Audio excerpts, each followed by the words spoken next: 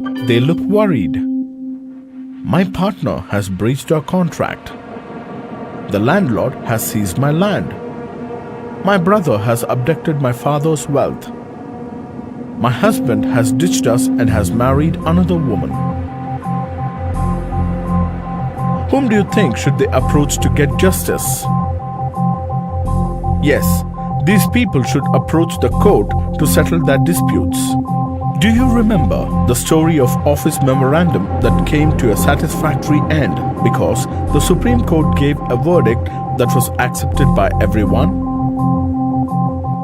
If there was no such institution, the office memorandum would have never come to a satisfactory end.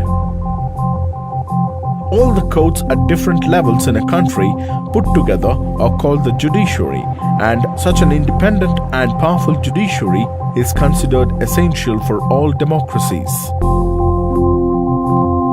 The Indian judiciary consists of a Supreme Court for the entire nation, high courts in the states, district courts, and the courts at local level.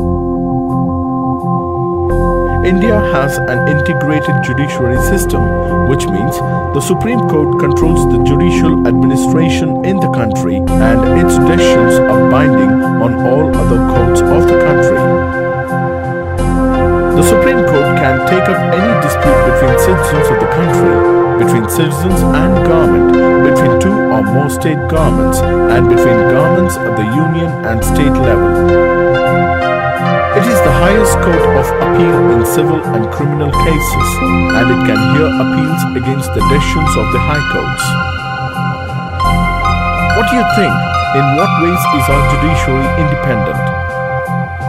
Independence of the judiciary means it is not under the control of the legislature or the executive.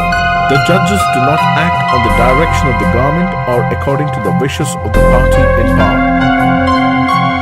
The judges of the Supreme Court and the High Courts are appointed by the President on the advice of the Prime Minister and in consultation with the Chief Justice of the Supreme Court. In practice, the senior judges of the Supreme Court select the new judges of the Supreme Court and the High Courts. Hence, there is very little scope for interference by the political executive. The senior-most judge of the Supreme Court is usually appointed the Chief Justice. Once a person is appointed as a judge of the Supreme Court or the High Court, it is nearly impossible to remove him or her from that position. A judge can be removed only by an impeachment motion passed separately by 2/3 members of the two houses of the Parliament. The judiciary in India is also one of the most powerful in the world.